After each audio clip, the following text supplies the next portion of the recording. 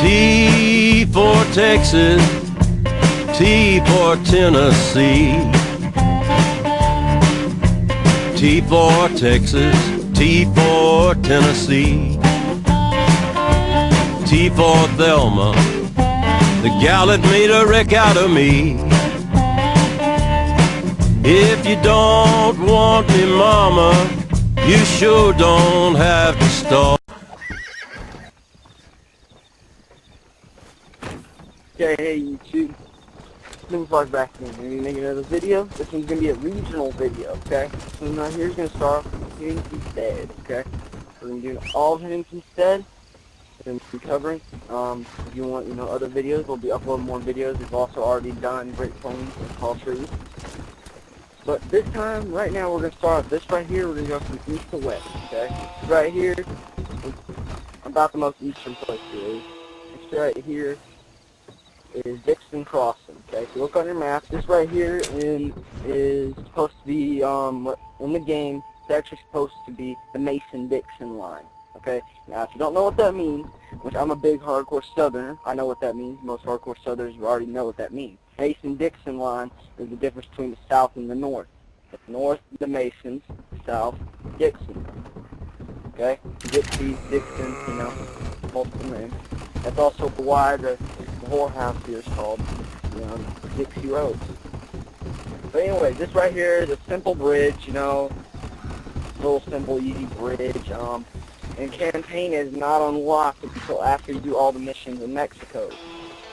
This is anyways, this right here is just Dixon's Crossing. Ain't really nothing special. It's a small little bridge. Okay, I guess let's head down into Thieves Landing now, which this right next to Thieves Landing. Thieves Landing is my favorite town. And the reason is you can do whatever you want here. You're not gonna get wanted. This is one of only 2 towns that you cannot get wanted for doing crime. Okay.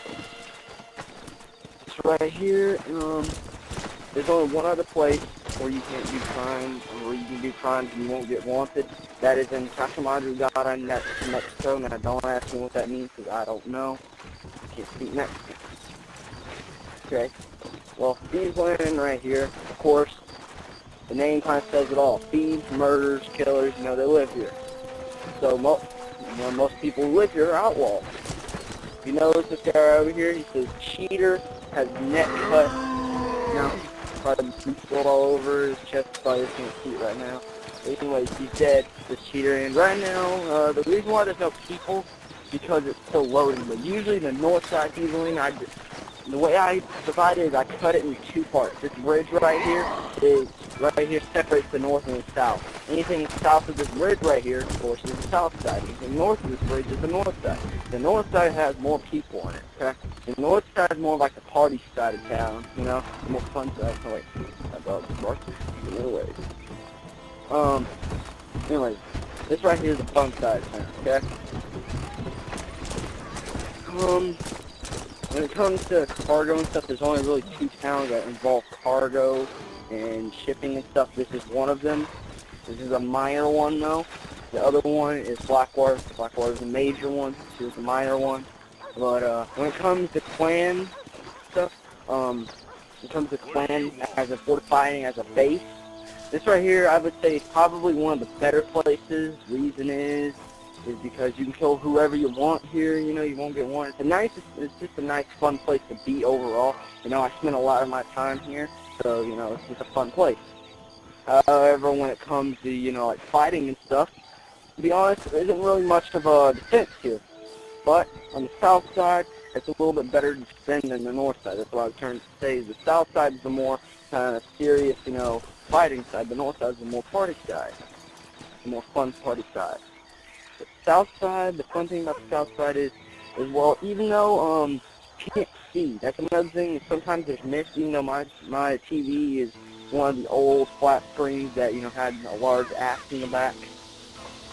Well, I can't really see most of the mist. Most times, there's hardly ever mist on my side. I don't know why. A lot of times, though, on those really nice newer HD TVs, they mist a lot here. But thing is, so your enemy can't see you. If you run how to shoot through the trees and, you know, learn how to shoot really good here, you'll be better than anybody else will because you'll be able to use the cover to your advantage. If you can learn how to shoot through the trees and stuff, learn how to get good shots through trees while you can't see your target, you will like this place. So that's one of the tactical advantages of this place. You may not be able to see your opponent, but remember your opponent can't see you either. So, simple enough, if you learn how to fight here, then you'll do good. Your opponent will completely suck. You won't be as good as you normally do because you're going to suck too, but it will help if you train more. But anyway, so you have a small little livery over here. Easily, it's kind of a self-sufficient town, as you can see, because everybody here is an outlaw. You know, not many of these outlaws leave this town. That's why they're self-sufficient. You got your own courthouse right here, the Dixie Rose right here, Dixie Rose right here.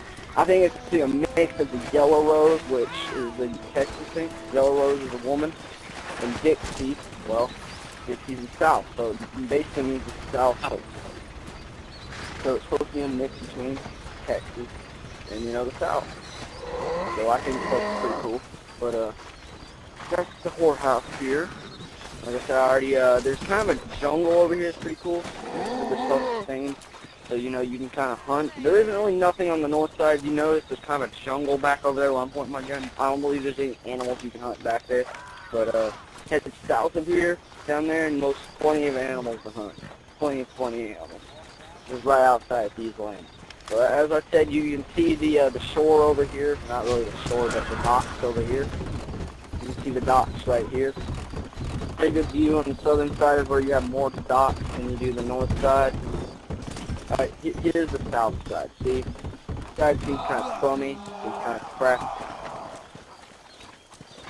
Not very much to happen here.